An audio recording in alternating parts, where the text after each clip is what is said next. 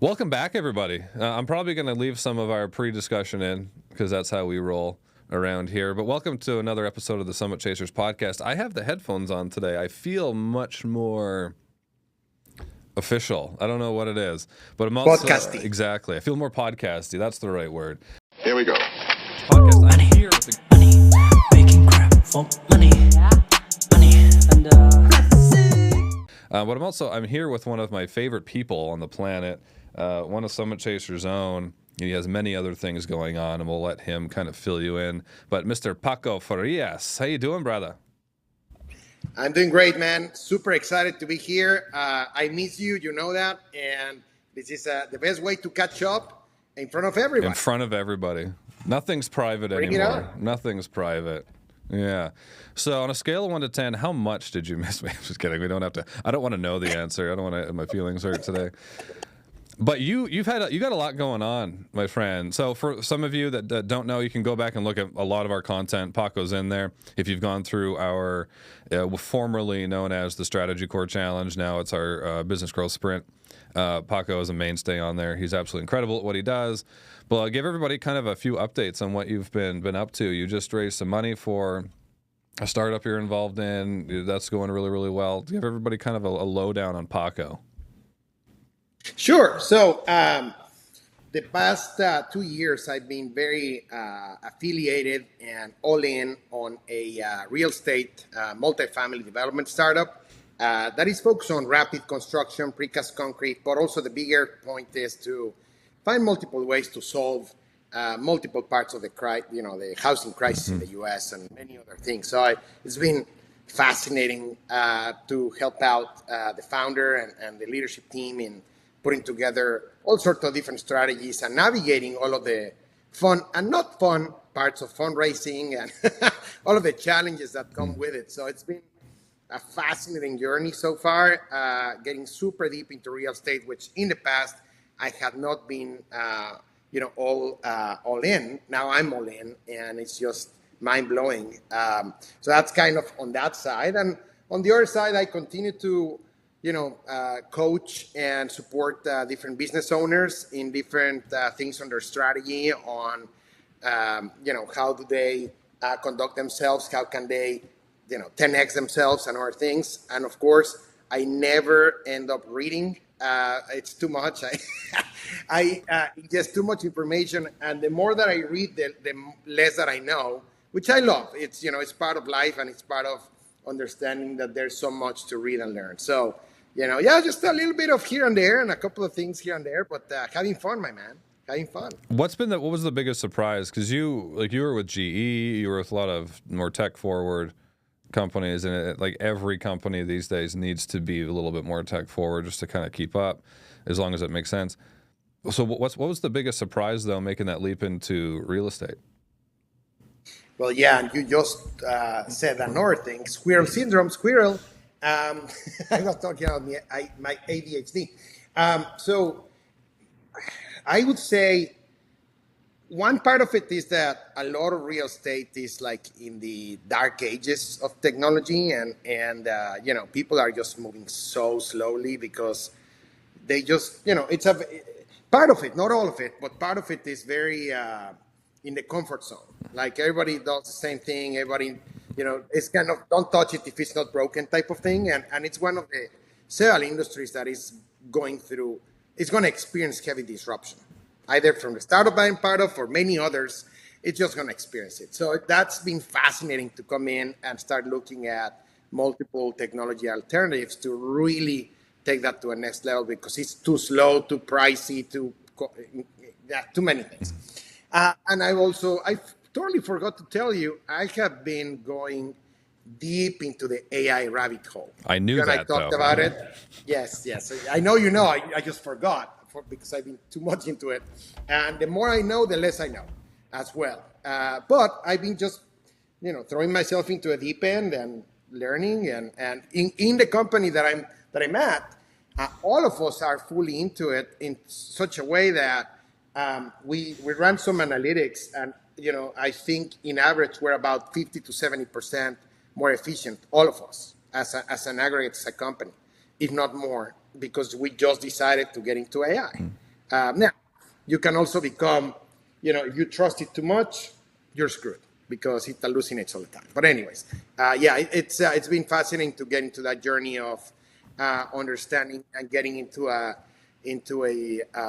industry that is so slow, but trying to expedite it has been fascinating. The industries like that, like when you said, if it's not broken, don't fix it. It's hard to tell if it's broken when everything's broken, because then there's no comparative analysis you can really do internally anyways. So if it's just, this is how it's always been and it works up to this standard, if that is the standard and everybody's operating within a broken system, it's going to be really hard to tell that it's broken because it's just the way it's always been done. So it's going to take that one thing, and a lot of times it just takes that little piece of sand, that little microbe, to really cause that, like the dominoes to sort of fall. And right now, I think that we're seeing it starting, anyways. But it's tough when you have there's a lot of pieces that are living in the dark age, and so adoption is slower. They push back. There's a lot of old heads that are like, no, this isn't going to be the way this is how we've always done it. We're not going to do it this way. Or like you said, it's not broken. Why should we fix it? But let's, we're going to do it. So let's just rip the damn Band-Aid off. We're going to talk about AI. And this is like, I've gone in. You'd be proud of me, actually, some of the things that I've been doing with AI. I don't know if I see hesitation or if I see, I don't know what it is. Excitement. Bring it on. You don't believe me. I've been diving quite a bit into it, and like you said, the more I'm learning, the less I'm realizing that I know. But also, I was skeptical beforehand. I'm almost more skeptical now the more I know, but for different reasons. But I want you to kick it off. And I see you posted on LinkedIn and all this kind of stuff. You're trying all these new, video development platforms, video creation platforms, imagery. You're playing with a lot of those types of stuff. What's been your kind of journey with AI and maybe some things that surprised you in the last, 4 to 6 months? Well, I think like everybody, I would say, or a big portion of us, my entry point into it was the LLMs, ChatGPT, and now everybody is using it. But I have very purposely tried to do as many as possible to try to understand the nuances between the different models. And my favorite is Grok at the moment, but I've used ChatGPT, I've used Gemini and many others, Claude and whatnot. So it started with the LLMs and started understanding prompting and what works, what doesn't work, and to start, trying to spot hallucination when it happens and trying to create, hallucination elimination loops. Or I think I just made that up, but it sounds cool. It's a thing now. Yeah, it's a thing now. And so I started there. And then as a company, we are trying multiple things across multiple realms, from recruiting to legal to construction to design to video production, social media automation, and many, many other things. And started playing a little bit with agents. I got very scared that I was going to break something. So I kept being a little bit more careful than I'm what normally careful, because agents tend to do a bunch of stuff that, they do a bunch of stuff on your behalf. And I'm like, I don't know what that's going to do. But I'm slowly getting into agents, agentic AI, starting to play with N8N and blah, blah, blah. So that's kind of my next, my next thing. I started playing with digital clones. Play with at least 5 different avatar creation technologies. A couple of them terrible, like, I could probably do it better but a couple of them are like mind-blowing to me. It's funny, every single time that I show any of those things to my wife, though, every single time, my beautiful wife always comes back and just destroys it. She's like, now that looks terrible. That doesn't make any sense. Blah, blah, blah. But I love it because she's kind of my counterbalance in my crazy, optimistic side that everything's super cool in technology, where I might be living in my own, echo chamber that it's super cool, but still, I'm too early of an adopter. So yeah, playing with all of that, how to clone my voice, starting to understand how to automate a lot of my tasks. I'll be honest with you. And I loved your LinkedIn post about mocking a little bit when people are now saying that they basically have automated all of their Salesforce with just one click. And it's like, yeah, sure. Where's my pants? But I love it. I love it so much. I laugh so much. But I am. I'll be honest. I'm old school. I still don't want to trust my calendar to AI. I still don't want to fully trust my inbox to AI. I still don't want to fully automate all of those tasks. Maybe I'm old school and I'm just putting it out there. I still don't fully trust it. So I'll get there. I think I need to start automating a couple of more things. But what I do now, basically on a daily basis, is I am using now only LLMs instead of search engines, for example. That's just my regular thing, right? So some initial. That, or there's lots to unpack there. So first, like a lot of people are, a lot of people are there. I want to say they're behind because you can catch up so quickly right now. But then the quicker you attempt to catch up, just kind of the quicker things are moving, it seems.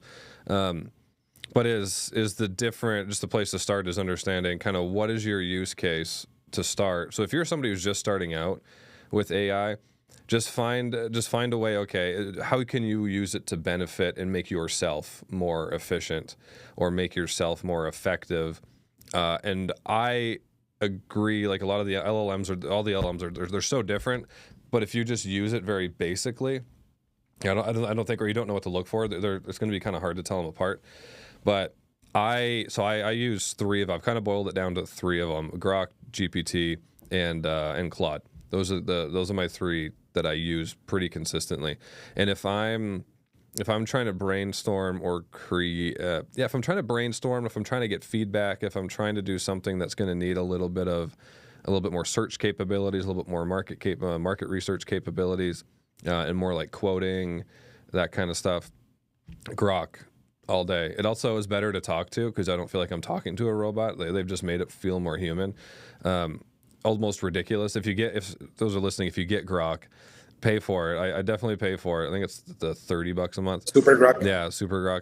And get just play just for fun. Just go to like what do they call it? Like the outrageous mode, or where it's just unhinged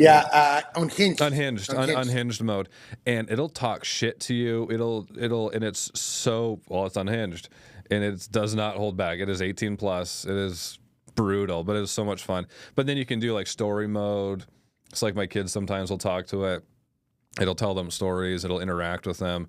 Doctor mode, which I don't know what the difference between that and assistant mode is, but it definitely has more of a conversation feel to it. So if I'm taking the dogs for a walk and I'm just trying to brainstorm some things, like we just are starting a project we're going to talk about it offline. We're just starting a project developing some land just outside of Antigua. And so I'm on my walk this morning and I'm talking to it about like the avocado market in Guatemala and like what's the exports and imports like, or the exports like out of Guatemala for certain produce, and the coffee industry, and then the biotech and sugarcane industry and that kind of stuff. So there's lots that we got to talk about there, but the Grok is a lot better at that. It's much better at that. GPT though it's very good at helping you refine things that you already create, especially GPT-5. I found GPT-5 to just be, I think a lot of people did. It's not great. It hallucinates a little bit more. It's a little bit slower. It doesn't remember. The context window is a little bit smaller. Oh no, not the context window is bigger. Its ability to pull tokens and memory isn't quite as good. But if I need help refining emails or copy, or needing to expand on certain ideas and that kind of stuff that you've already created, I found GPT to be a little bit better at that. And then Claude with code. Like I vibe code, like I use Replit, and getting into Lovable a little bit more. And Claude helps me clean up a lot of that stuff because I don't know what the hell still don't really know what the hell I'm looking at. So it's understanding your use cases and then attaching those use cases to what's going to give you the best outcome. And I think for a lot of people, it's just something to, just answer certain questions or brainstorm or help me organize. Creating a grocery list even it's really good for, like, hey, I need a grocery list this month for under $600. Help me out with that. Like, it's good for that kind of stuff. So just finding out like what your use case is and then identifying which one is more, it's just gonna be a little bit stronger at that. And then just starting with that one. Like, that's probably the place to start, is how can I benefit myself and improve my life and be more efficient and effective, and then just attach it to, then connect that to the LLM that's going to get you the best result. That's super simple, but for some people that's probably like, oh, I didn't think that they were different. On that point, something just, I'm an extrovert thinker, by the way. So what that means is, as I speak, all of the ideas come in. That's why we have some wild ass conversations, because we both are the exact same that way. Yes, I know. That's why everything pops in. But what just popped in very clearly is I've been reflecting so much on this that a lot of at least my biggest barrier, and I'm pretty sure it's all of us or most of us, is ego. So you have to suppress your ego, understanding that, a lot of the ways that we, and a lot of that is because of school and how the indoctrination, and I'm going to get a little bit philosophical here, but you have to memorize stuff, and all of those things give you self-worth, give you, you believe you're a better human because you have been studying it and memorizing, etc. So when you're starting to use a technology that you don't have to do any of that, something happens, and it's like, your ego and your self-worth, and even sometimes you can get to a point of saying, what is the point as a human if I don't have to go through a struggle? And that's why, and I'm talking about all of these subconscious things that happen in probably most people's minds, where it's like, I don't know, if I want to get there. But what we don't understand, at least what has been my view, and I do fully agree with some of the optimists around it, is I have been just mind blown on all of the new capabilities that are showing up that I didn't know I can do. Because now all of the hard work that I had to do, it's still hard, it's just different. And a lot of that has to do with speed. You can now do a lot of hard tasks 100 times faster. Sometimes it was like, oh, I'm great at pivot tables in Excel. Look at you. You cannot do that. And now freaking Gemini can go and do it in 1 second. For example, I was experimenting with that the other day. I had a lot of data on a sheet, and Gemini just popped up and said, hey, you want me to try to analyze that? I'm like, come on. The freaking thing analyzed it and produced the type of analysis that I wanted in seconds, and I know that it would have taken me at least 8 hours to produce that. So, it's mind-blowing how I truly believe we're now kind of on that, like, people that were saying that the horses were never gonna, end, and that cars were just a new thing. We're there. I think we're barely starting to scratch the surface. And yes, as you correctly said, in my opinion, what is funny, a lot of people say, oh, AI is new. AI is not new at all.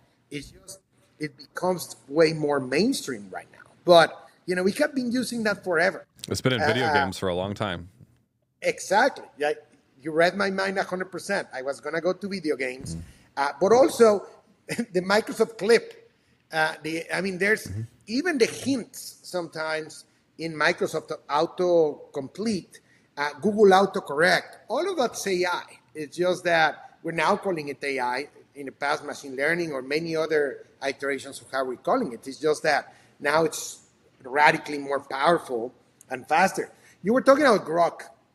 One of the things that a lot of people don't understand about Grok, and we're not going to get into Elon Musk territory here because we could spend hours on it. But my point is, people don't understand that the difference that Grok has versus everyone else is 3 things. Number 1, just Google the size of the server farm that they have. Oh my God, is that that's the one The in Memphis? Colossus. That's in Memphis, right? Yes. Yeah, Yes, huge. the Colossus. It's insane. It's really crazy. Number two, they are utilizing Twitter, aka X, to train their model. People don't understand that, and I understand why. It's hard to comprehend. Twitter or X has billions of interactions, words, meaning, happening real time. So no LLM can match the real time speed on how it's adopting to the newest information. Of course, that always brings some issues, because if you have a specific platform that has that goes towards certain parts of the echo chamber on one side or the other spectrum, it might become a little bit biased and many other things. But the bottom line is, I agree with you, and I probably use similarly the LLMs in different use cases. What I would just advise the average business owner or whomever is listening to us is just start with what Zach said. Start with just a conversation with your LLM. The best, in my opinion, for chatter mode is Grok. But ChatGPT is getting there. It's still very robotic, but still getting there. Just have a conversation, really as a buddy, and just ask whatever. It's like, how's the weather going to be today? Now, here's the other thing. People forget Alexa, Siri, all of those. They're the precursors of this. So again, that is AI already. Now it sounds like they are on the prehistoric times. Well, go prehistoric if you need to train yourself, and then you can go a little bit faster. But you do need, all of you need to get into that train, all of you. Now, you don't need to, what I think is the most overwhelming of all is, man, it's too much. I can't do it. Well, of course, like anything in life, you have to start by doing one thing. So take one step, have a conversation with it, right? And then you can then start sophisticating. Yeah, we could talk all day about, like you said, the fact that it uses X, and I've heard it from multiple people now who are very well entrenched in investing, funding, growing, starting, all these sort of things, tech startups right now, and disruptive tech startups right now, and they all have a similar opinion, and it's going to be very, very hard for the other players in the game to catch Grok when they get to a certain, XAI, when they get to a certain point. Now, for the people that are freaked out because it uses Twitter or X a lot and not some other platform, realistically, X is probably one of the better ones that you would want it to utilize for information. There's echo chambers on both sides. Me and many other, exactly. Well, Blue Sky, right. Substack is a good one. I would say Substack's pretty neutral, but it does a good job not being too, because I tested it. I had the same thing where I was like, oh my, this is the person who owns the platform that's training the thing that's supposed to be unbiased. So it seems a little bit. It's a little bit kind of, if it's all in one person's corner, how could it not be biased, sort of thing. But I've tested it quite a bit, and so have a lot of other people tested it. It does a pretty good job not being too biased. I would say there's just as much bias. There's going to be bias in all of them. There's always going to be bias. You get people who work their life to create these things. They're going to leave parts of themselves in the thing, and especially it's an algorithm. It's just a very, very complicated algorithm, just like our brains. Not quite as complicated as that, but so they're going to leave a part of themselves in there. So there's always going to be some bias. I mean, at the beginning, ChatGPT, if you asked it to write or create a picture of the founding fathers, they're all trans black people at one point. It happens, and it's the way it is. And I know that there was a few issues with Grok. There's a few people who upset people who work there, and they've messed with the algorithm. and the prompting at one point, they fixed it in like 14 minutes, and everyone freaked out about it. But I really don't think there's as much to freak out about for as far as it being biased or one way or the other with X, because X is pretty. It's an echo chamber for. There's many echo chambers on all sides in there, so I just don't want that. Your own little opinions about ideologies and that kind of stuff shouldn't sway you from picking the best tool for you. But you just said something that is super important. And a good friend of mine that works in AI here in Houston told me something that he's absolutely right. A lot of the biases and all those things come from the prompting that you're doing that is biased itself. So now we're getting to prompting. What that sounds too fancy. No, it's just the instruction that you give to the machine to give you something, right? That's the prompting.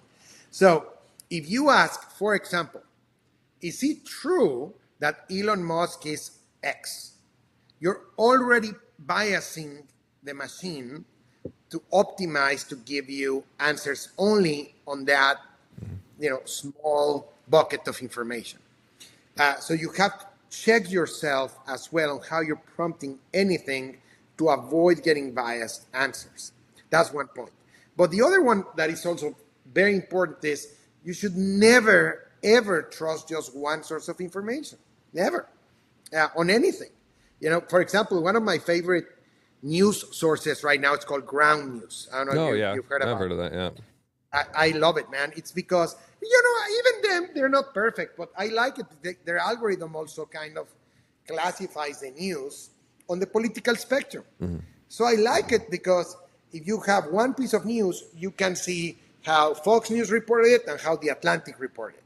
And you can see two differences, and then you can then start forming a version of the truth that is your own. Mm-hmm. So again, this is connected to utilizing AI just to, accelerate certain things. Absolutely, but you always have to check it, triple check it, and double check it and triple check it, because it will get some biases from there. It will hallucinate, and it will do a bunch of stuff. So you have to be very mindful, particularly if you want to, create business proposals or do research projects or whatever that is. You have to make sure that you find ways to audit it before you overly trust in it. Mm-hmm. Right? That's an interesting concept. Either it's going to go one way or the other. People are going to start to recognize their biases, and we're going to recognize how biased people really are. Because, like you said, if I'm using GPT for the last year and I've been prompting it in a certain way for the last year, it's going to pick up on that bias that you've been feeding it. So it's then therefore you've had all this data that you're feeding it. So now it's going to be hard for it, or it's just not going to be able to get out of the way of that bias. So it's always going to be giving you, it's going to go deeper and deeper and deeper into your own little echo chamber until it's just not, it's almost going to be hard for it to give you a real answer, because you've basically been prompting it not to give you the real answer. And I find that's one thing about GPT is I do find that it is a little bit more like it just kind of agrees with you. It'll just kind of, you know what I mean? Like I'll use it to have my conversation with, and it's just like, oh yeah, that's a great idea. And when I know it's not that great, I know it's not a great idea. Where Grok will ask questions like, maybe you should go this way. Have you tried this? Have you heard of that? Like it'll push back a little bit more. So it almost like challenges your biases a little bit more, but still it does refer back to a lot of conversations that I've had where, like, even now my opinion on things have changed in the last, week, but months. And I'm like, but I found out that was wrong. So let's go another way. So it's going to be interesting to see how much these LLMs will allow us to go into our own little rabbit holes and echo chambers. I don't know if that made any sense, but no, makes absolute sense. Let me tell you, I think I don't remember where I got it. Most probably I stole it from somebody, and that's good. I call it shamelessly stealing, and I shamelessly stole that concept from someone else. But anyways, there is a way I'm just going to call it the meta prompt, just for.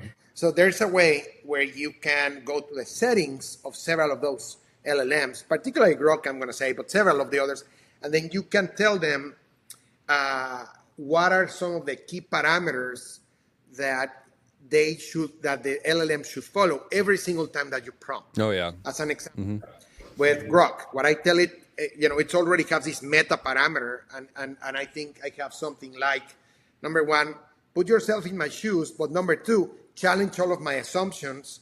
Number three, double check and fact check every single thing that you tell me, and that means, and I literally said, compare contrasting views and try to get a central view always.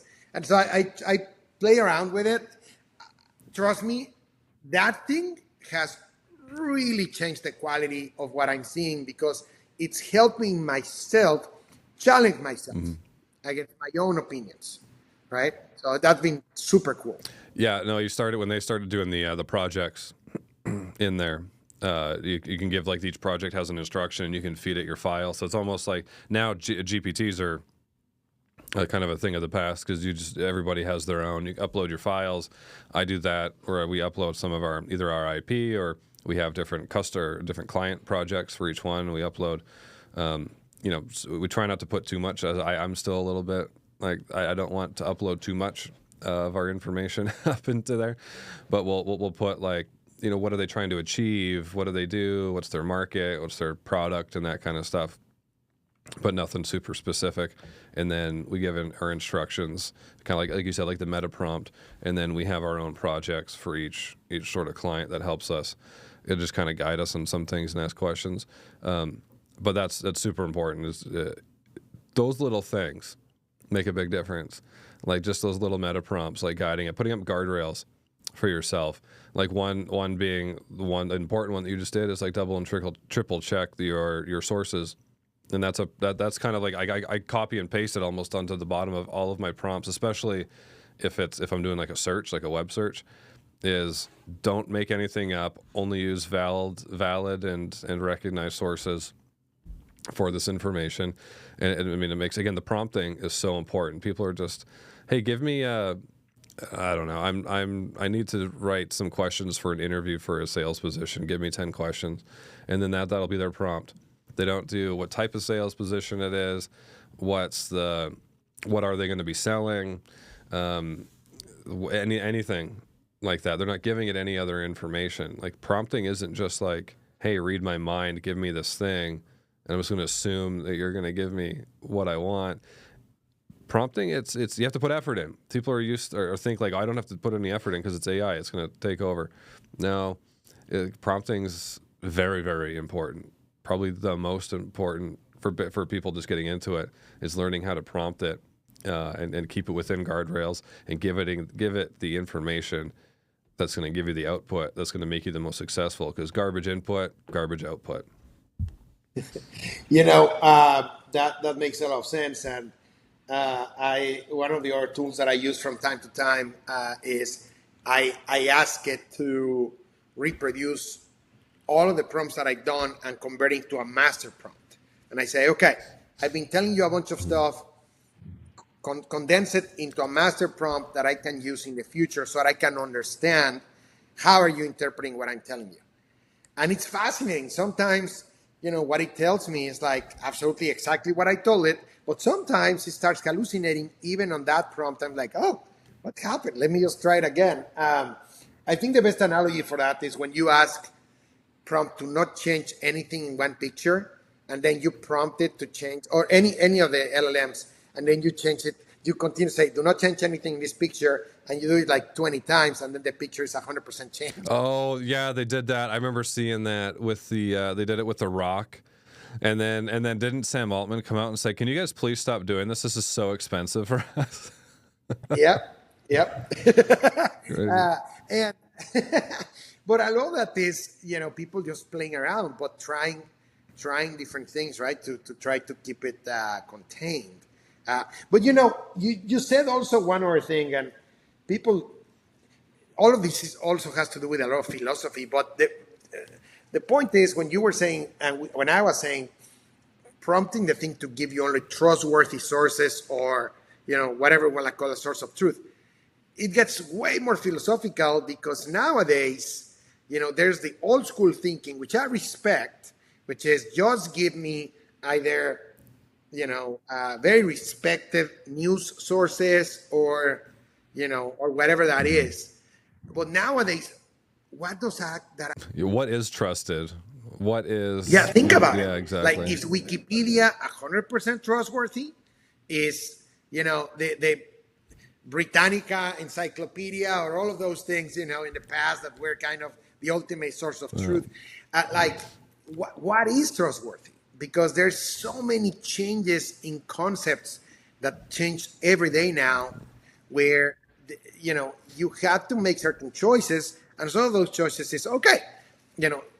For example, one other prompt that I truly believe is useful is, tell me what type of sources do you consider or deem accurate, or trustworthy, or whatever, and tell me why, right? And then it can tell you whatever it's thinking, and that way you can also understand if you want to play around with a few other things, so that you can produce a very specific output. Yeah. Well, yeah, and that's super important to bring up, and you can put that in your meta prompt. But again, your biases will sway you because if you're going to put that in your meta prompt, okay, only use X, Y, and Z. You get somebody who's like, only use CNN, or only use Fox News, or only use MSNBC, or only use whatever X, Y, Z. There's your biases. And then when you say only use trusted news sources, okay, I'm only going to pull from these two things, these three places, which are innately incredibly biased, by the way. All of them are being paid for by one side or the other, so it's just is what it is. So I be careful with that. So that's a very good point to bring up. I particularly will only use it for like market research. So I gave it pretty clear parameters for like what's trusted and what's not. And that's a little bit more like, okay, no, this is, like I said, I was having a conversation with it this morning. Like, what are the export numbers for luxury coffee brands out of Colombia and Guatemala? So that's a little bit more like cut or dry. But if you're like, hey, I need this is actually a great example when the whole Israel and Iran conflict was at its peak. I like, if, once or twice a day, I would go into Grok and I would say, hey, give me the latest. The latest news on the conflict, whatever's happening, and then that's where I found out that U.S. struck Iran, and then when I asked it later that night, I can't remember what the date was. Let's just say it was the 23rd. It was the 23rd at night. Then I asked it that night. I said, "What's the latest news on the Iran Israel conflict?" And it said on the 25th, U.S. had a second strike on Iran. And I was like, wait a minute, because again, they're some time ahead of us. So I was thinking like, okay, it would be the 24th, but not the 25th. This is a little wild. So it hallucinated so bad. And then I had a conversation with a guy he's an AI and tech developer, and he was formerly in the Air Force. So he was a good guy to ask about this. And I was like, why would it hallucinate so bad? He's like, well, it's an algorithm. So if it played scenarios in its software in the algorithm space, and I'm sure it has a lot of history and data of if the U.S. strikes once, it probably will strike again, and that was using that in its algorithm to give you an answer. So, and then obviously they didn't end up striking again, but that was like that was one where I was like, whoa, we got to be very careful with these things. Well, two quick things on that. The first one is a friend of mine that I was talking to today showed me that he was playing around with one of the LLMs and talking a little bit about Charlie Kirk, rest in peace, whatever people think about that, which is also a fascinating topic, and we could spend hours on that as well. But the point is, the LLM told my friend that Charlie Kirk was still alive. And when my friend said, no, he's not, Then the LLM, as you correctly said, so I'm so sorry, I apologize profusely, blah, blah, blah. It didn't say I hallucinated, but it says something like, let me correct myself, here's the right information. The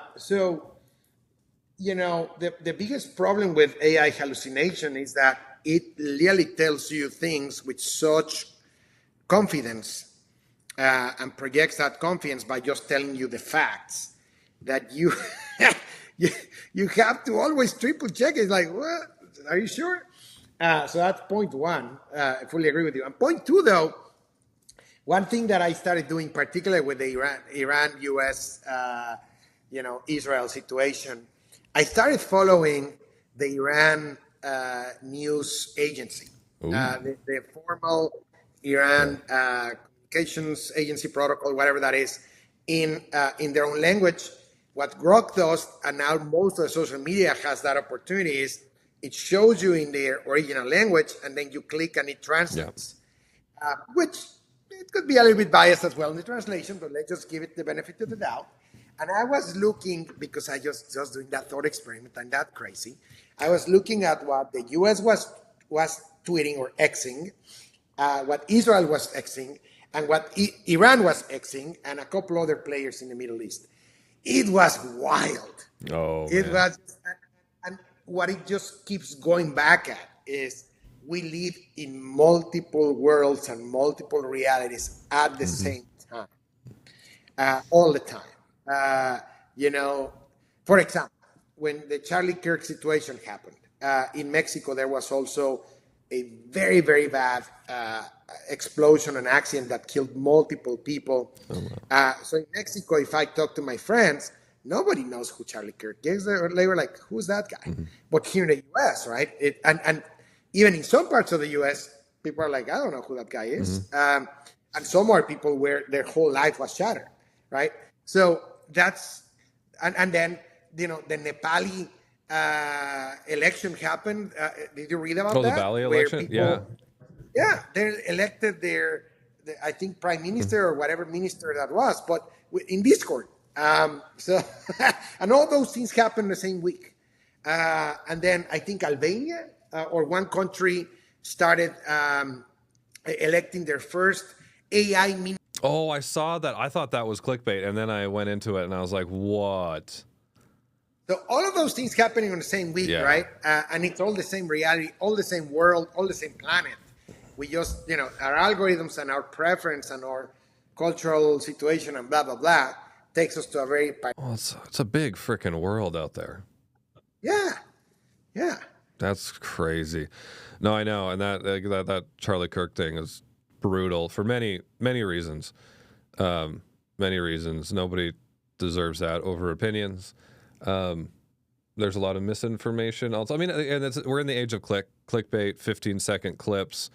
People can take anything somebody says, put it into a 15-second clip, and it sounds like they're the worst people in the world. So it's just one of those things. And then you get the people fighting afterwards, and then it's the ugliest. I won't say the ugliest, but because there's been uglier. We had a good example of that, good old World War II, but it's ugly. The true kind of the true colors of humans in a lot of cases are getting shown during something like this, and it's ugly. But that also goes to question. I mean, we can flip to kind of the philosophical things around AI, because we're talking about kind of what makes us human, the ugly side of humans, the good, the bad, and the ugly, and then what is it that makes us human, and then what is it that makes it where AI will never actually truly be human or be able to truly replicate humans, or will it be able to? Like, is AGI actually possible? Oh man, you're getting to one of my favorite topics ever. And by the way, I lost you for a second there. I think hopefully you can hear me okay. Now I think we're back 100% on the connection. You're good.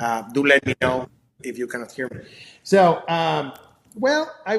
funny enough, I was talking to one person literally today in the morning as well, grabbing coffee, and that person asked me very directly, "Do you think AGI is going to happen?" So, look, number one, I'm not I'm not the world's authority, so I'm just going to give my 2 cents. But my 2 cents is AGI is such an advanced term that none of us can fully grasp it, as easy as that. Why? I think the simplest explanation that I can come up with is AGI in reality is having an infinite expertise on everything.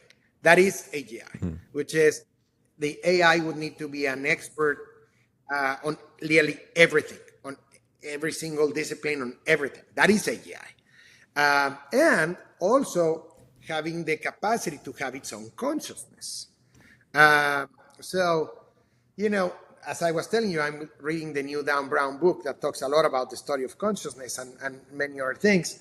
So could we believe that at some point some of these AIs may develop consciousness? Maybe, maybe one of my other favorite conspiracy theories is that the human body is the ultimate evolution of some mad alien scientist that found that organic storage between DNA and the brain and the neurons and everything in between has been the ultimate storage capability that allows, you could argue that each human is AGI. Think about it. Our brains have unlimited plasticity. So that means we can literally learn anything we want. That's crazy. That is incredible. That's insane. So if you really think about that. I know. I don't know why. I don't even know where my thumbs are. Stop the thumbs, Gabe. I'm hiding my hands. Don't listen to that. Here, I'll make you feel better. We'll do it. No, it's not gonna. There we go. See, now I make it feel better. Okay. I was like, oh, please don't say don't say that to me. No, but the point is, you could argue that we have so much neuroplasticity that we can learn anything. Well, with AI, we can take that to 100, 1,000, a million X more, and we can be that extension of AI. And that's why I think Elon Musk and many others are trying to bridge the gap too, with Neuralink and many other things. I mean, that's why Elon Musk calls us cyborgs. He says that we're all cyborgs now because we have this thing. Oh, that's Chewbacca, my dog, by the way. Oh, a little that chewy. Was funny. That was funny. But, we are cyborgs. Our phones are an extension of us now, right? So if you follow Neuralink, for example, and many other startups, seeing people playing super complex video games with their brain only, with their mind, not even with their eyes. Crazy. People that don't think that that's crazy advancement, I don't think they are following it through. No, that's absolutely wild. And there's one kind of good piece of advice I got, just as far as if you're kind of in our position where we're kind of in this thought leadership, we provide a service, we're running multiple businesses, is like there's too much, because our brains have unlimited elasticity. What holds us back is our ability to pull the information that we need when we need it effectively, because our memories they're not incredibly accurate. Even something a few years ago, you think that you can recall it exactly, but you always miss something. You always miss something. And a lot of the times you're missing things because of your bias. Like you'll have parts of your memory erased because of a bias that you develop in the future.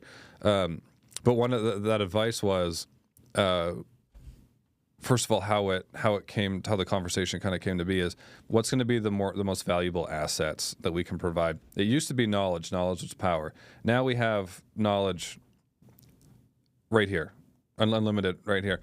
So it's not necessarily knowledge anymore. It's ideas and experiences. And then how can you utilize your ideas and experiences and kind of package them so that you can pull from them whenever you need to. And then you can also replicate yourself. So it's almost like agentifying yourself. So that's one thing that I've started doing is I write. I have 3 days a week where I just write, and just from like experiences, things I've learned from the last few days, and I just write, and then I put it into a vector store, and then I hooked it up. Like I created an N8N bot or agent basically, and it pulls from a vector store. I use Supabase, and right now I'm at about 1,600 lines. So I forget what that's called, vectors. So each line is about 1,000 words, and it can pull from that experience. So I have it hooked up to Slack, so I can basically talk to myself. For the most part, obviously I don't have like childhood and that kind of stuff in there, but it feels like I'm talking to myself in a lot of ways. But it's being able to, but it can pull from. Well, the point I'm getting at is it can pull from my experiences, things that I learned, a lot more effectively than I can in the moment, because I might be more stressed today.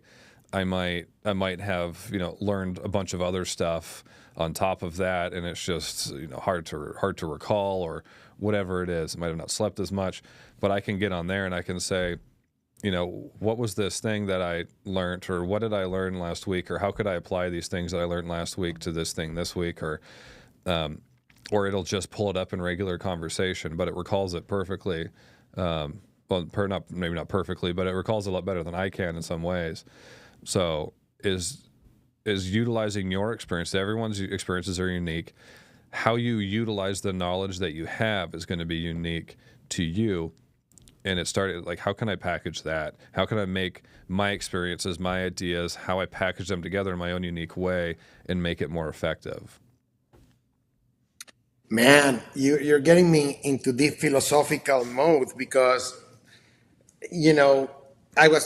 the thing that keeps appearing to me through this conversation is I think we're getting very close to not necessarily the full end, but very close to the end of intellectual property. Yeah. And what that means is, yes, there will continue to be ideas that need to be protected. That's fine. But there's so much tools, so much knowledge, so much access to it, et cetera, that a lot of things that in the past were considered intellectual property are not going to be now anymore.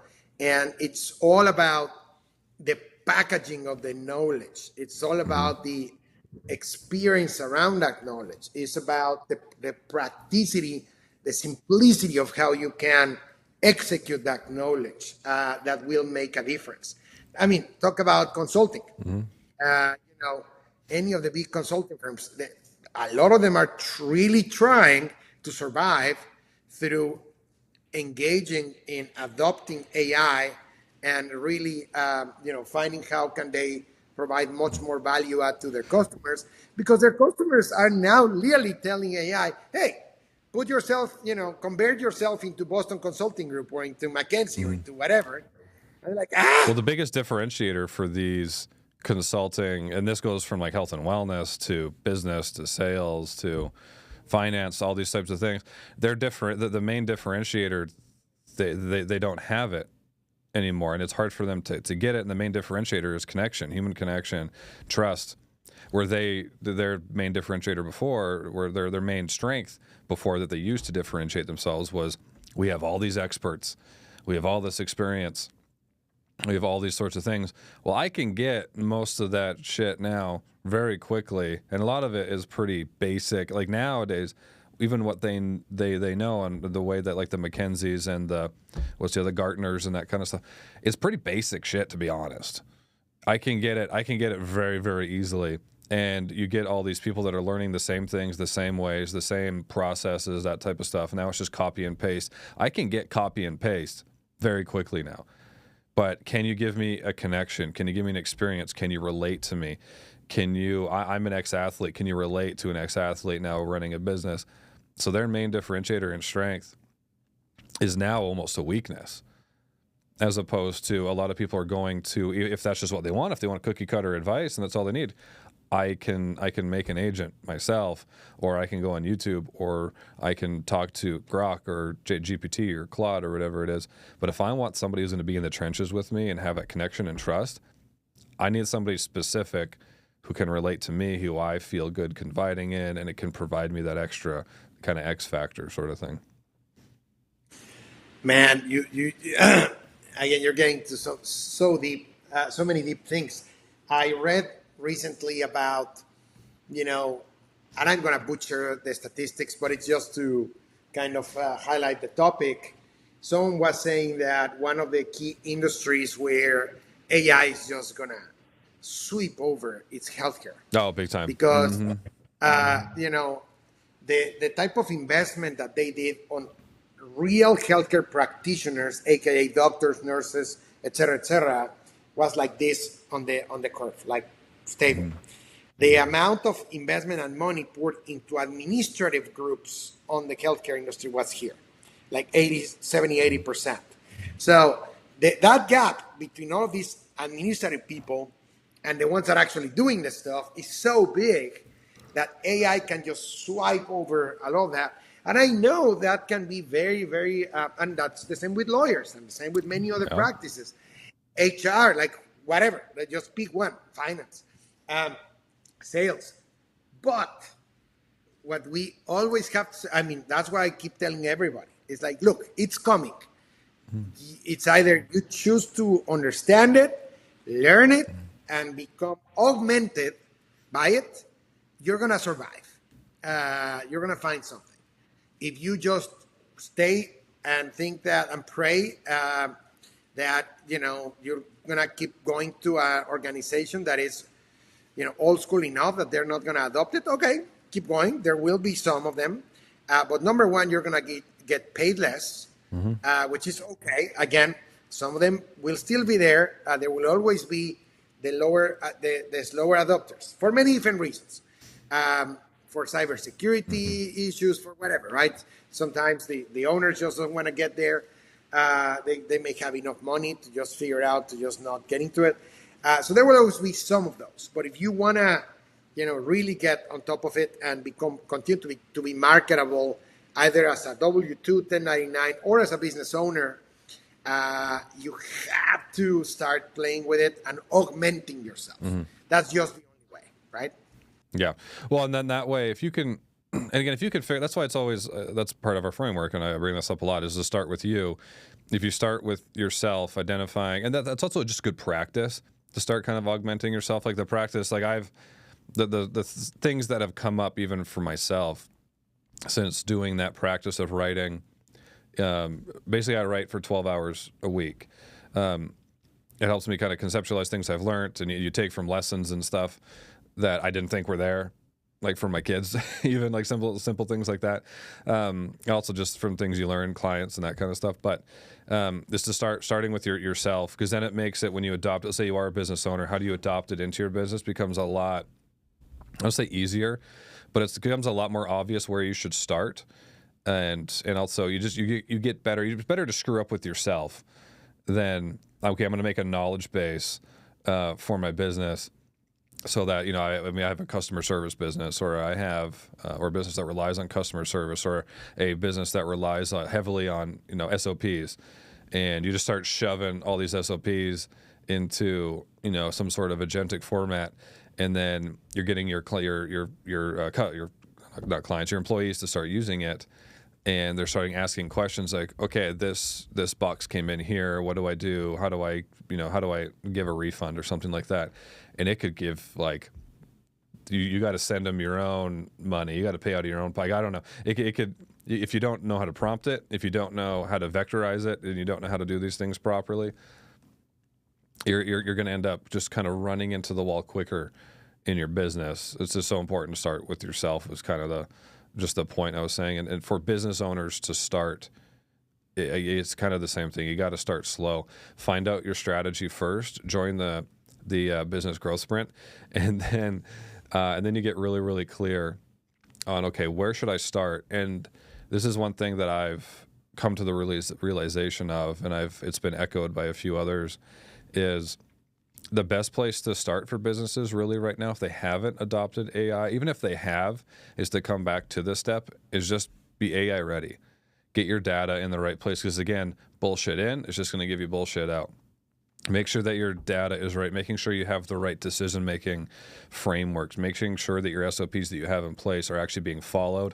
They're the ones that need to be in place. They're optimized to be in place, and you can truly kind of you can truly kind of, these things could run blindfolded sort of thing. And then now you can start to implement AI to make it easier, more efficient, and to make your people more effective, not to necessarily just do the same thing I'm doing right now, just now I can do it with AI and cheaper. Look at it more like I can make these processes more efficient. Therefore, like if I make these processes 10 times more efficient, I'm not going to try to just get the same outcome with less people or less work or less effort. I'm going to make this 10 times more efficient so I can get 10 times the outcome. I can 10x my revenue. I can 10x the effectiveness of my people. Having that mindset, I think, is really important too. You know, you just hit the nail in the head, because I can guarantee you that some of the folks that are going to hear us are going to be very afraid right now. And part of and I totally understand why. Either, again, if you're a business owner or if you're an employee, whatever that is. If you're on the employee or 1099 or consultant or whatever that side of the fence is, like, you know, the comfort zone is, I've always been doing this. I'm very good at doing this. Mm-hmm. If I get into AI and they show me that it can automate a lot of things that I do, I become irrelevant. Mm-hmm. And I become obsolete. On the business owner side, it's the same. They may have a very good relationship, that they may really care about some of their employees. They may want to do some of those things.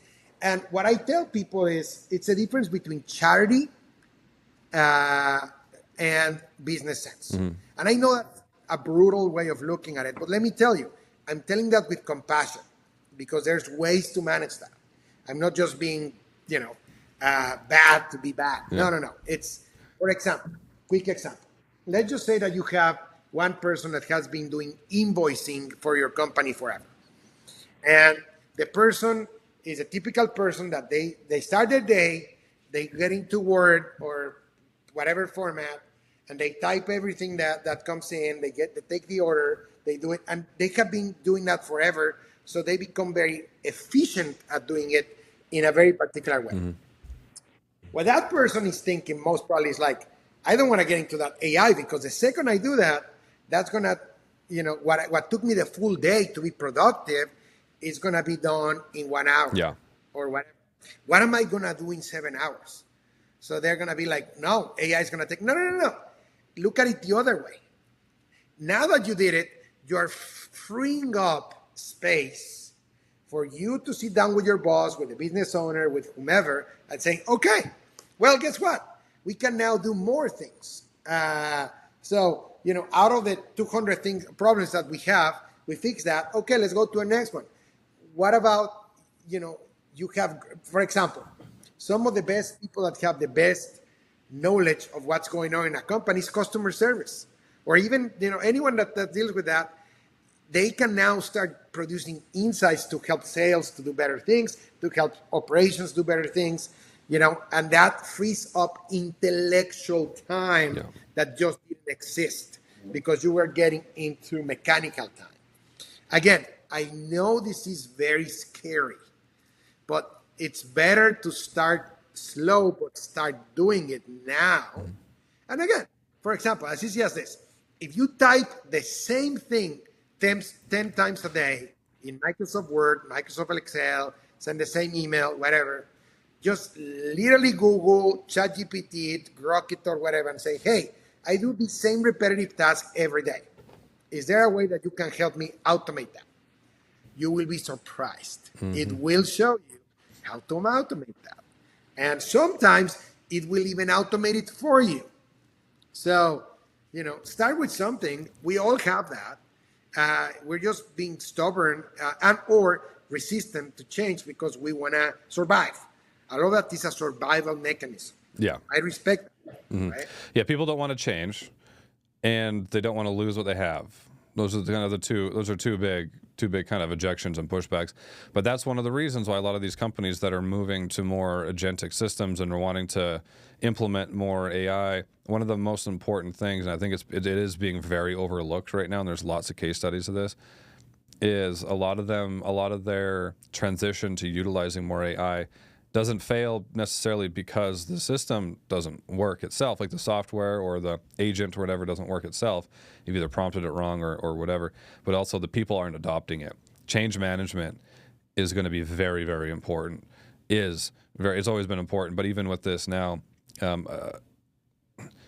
giving people kind of the light at the end of the tunnel and identifying, giving them really rigorous kind of training on these new platforms, educating them, getting them involved in kind of the, okay, this is the direction that we're going sort of thing, or giving them a big heads up that like, hey, this is the way we're going. In a month from now, you should probably start looking for something. You should probably start looking for something now, because in a month, we can't guarantee that your job will be here. But is getting the team that's going to be there bought in to it and giving them the resources they need to be effective quickly at it. And there's no reason why you can't do that. But I think a lot of these companies are just, oh, our competitor X, Y, and Z is using AI, therefore they're going to get to the leads quicker, or they're going to start calling a million people at the same time using these AI voice agents now. So we're just fire everybody and get these agents in here. And then your marketing team's like, what the fuck? And whatever, if you have like AEs or whatever it is, whatever your business model is, they're like, what is going on? Your fulfillment team is like, you just fired everybody for this. I am not ready for this. That means my job's next. I better start looking. I better start doing all these. And and then management's like, what the fuck am I supposed to do about this? Am I supposed to be the ones firing?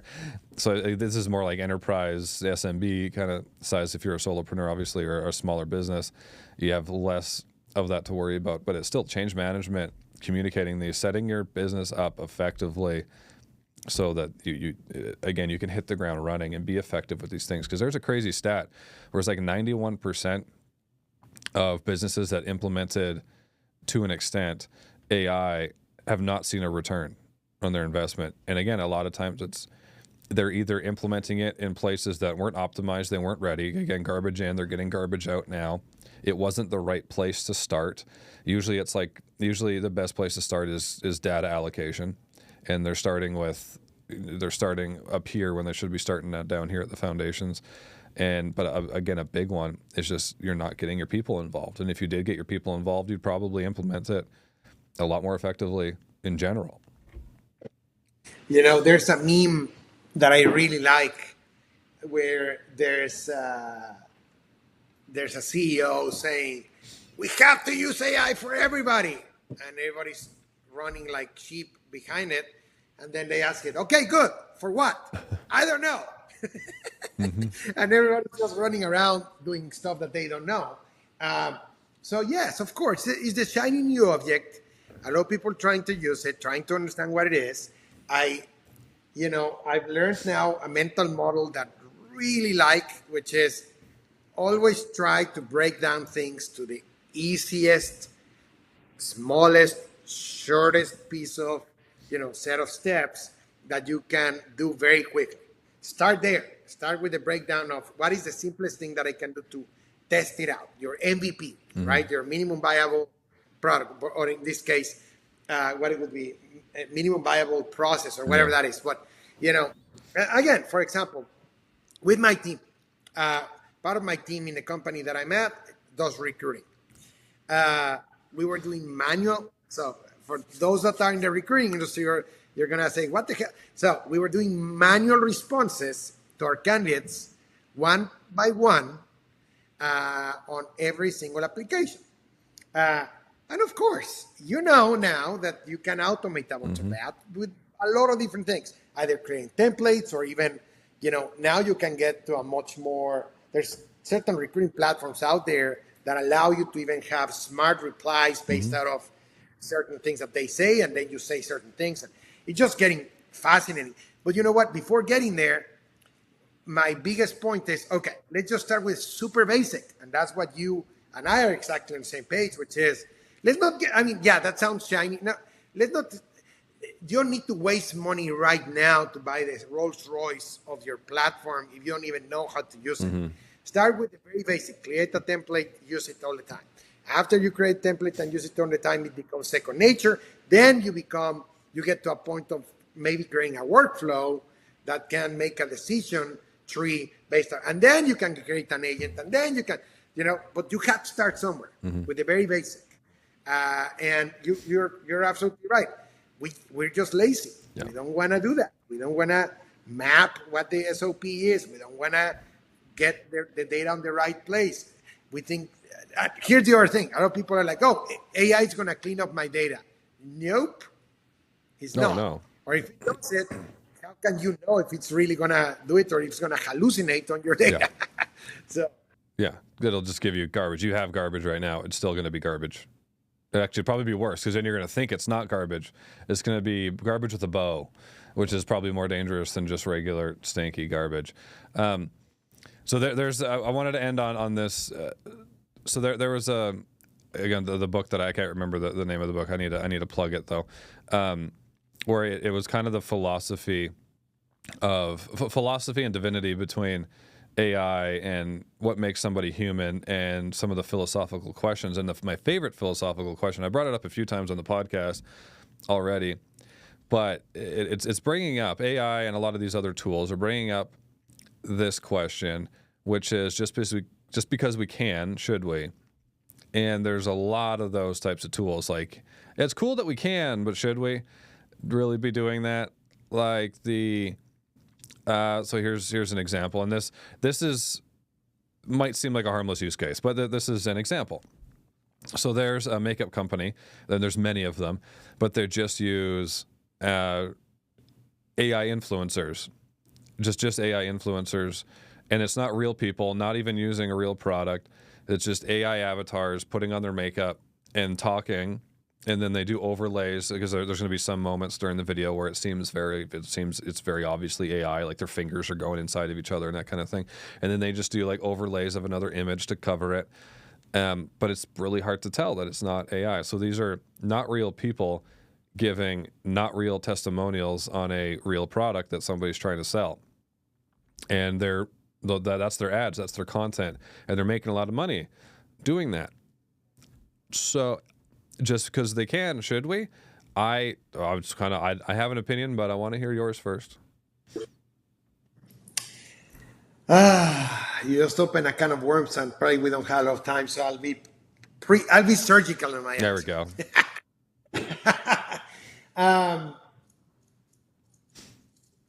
I would say, particularly on that use case to start, and then we can make a little bit broader.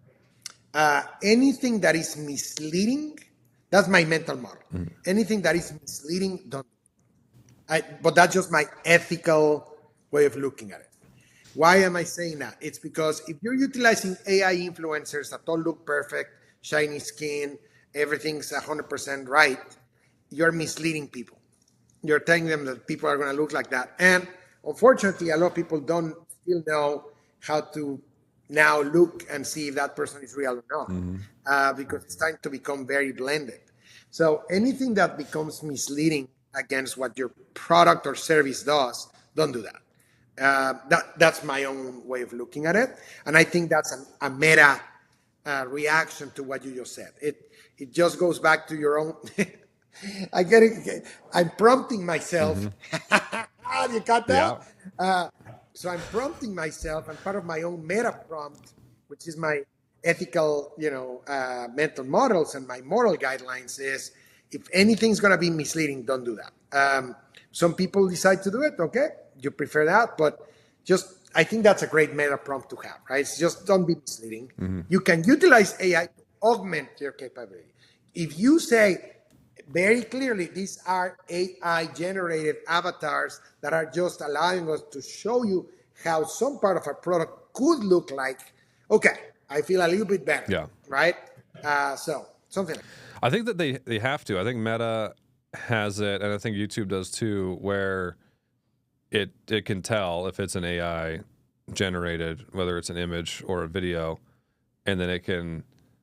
Yeah, I don't know. I mean, it'll get better and better as AI. It's going to be like drug testing in the Olympics. Like, the better the testing gets for the drugs, the better the people get at hiding from the tests, sort of thing. So it's going to be kind of like that. No, I agree. If it's on, but I mean, as long as it's known to the consumer, leave it up to them to decide. If you don't care that it's AI and you're like, whatever, they look good, I'll buy from them. I think whatever, it's fine. Just let people make their own decision. But just being honest with it. And I think that's kind of where we're going with it. But also, I mean, it's up. And also, if you want to potentially hurt your brand, like if you previously had a brand where, you know, you're using real people and people trusted you, and maybe your market's a little bit older, right? Like maybe you're selling makeup to, you know, between 30 and 50-year-old women. Probably, maybe that, I don't know, but maybe that might not be the best market to start using AI in that way, in kind of what could be perceived as deceitful. But if you're selling it to like 18 to 25-year-old ravers, they probably don't give a shit. They probably think it's cool. So it's knowing your market too, just understanding those simple things and then letting those decide where you should be implementing these things and where you should be investing. Yeah, you got it right. I think it will be super interesting to see the average person, what they actually think if an AI avatar is trustworthy. And if that's actually harming, or supporting your brand. And it's fascinating. I don't know a good answer. I have some initial thoughts. I think it just depends. I mean, this is one thing that we go through in our growth sprint is the different kind of environments, market environments. If you're selling into a market that's typically more classical, they're a little bit more old school. They make decisions a little bit slower. They plan a little bit further ahead, that kind of thing. They're more relational in their buying and their partnerships. Probably not the best place to just start throwing AI out there at them. But then again, if you're just like an e-com who's selling stuff to 20-year-olds, probably fine. Or even for tech, like if you're a tech, or if maybe let's say you have an AI agent company that, you know, adopts and implements AI agents into somebody's business, you know, whether it's a roofing business and they're reaching out, maybe it's kind of like I'm showing off and I'm doing it. Or if you're selling into tech where they appreciate those kind of things, probably could work really well. But then again, you're looking at like, or if I'm selling construction materials, it's probably not like the best industry to be doing that kind of stuff in. So it's being intentional. Again, it's understanding the market, understanding who you're selling to, and then choosing your levers appropriately. I got a couple of calls recently on my phone. I knew there were robocalls, but I just wanted to take them just to see. And they were very real. So I asked both, "Are you an AI?" One of them said, "Yes, I am an AI, but let me know that." The other one said, "No, I'm not an AI." Oh, really? And they it said no? And it was an AI. I feel like that's not allowed.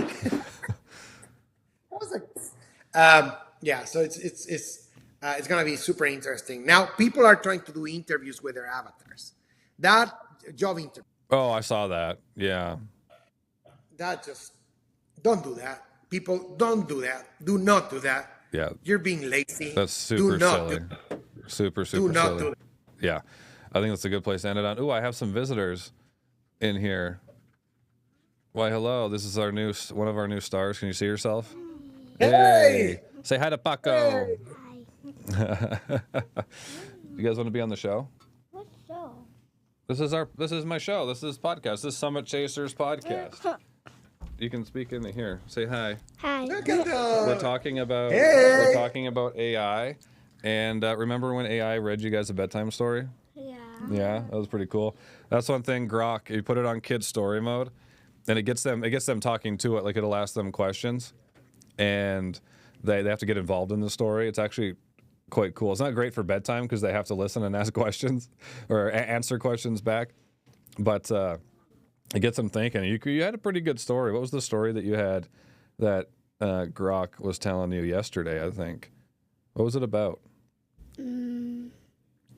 Creepy? It was a creepy story. Yeah, it was a creepy, spooky story. Yeah, it was a creepy story.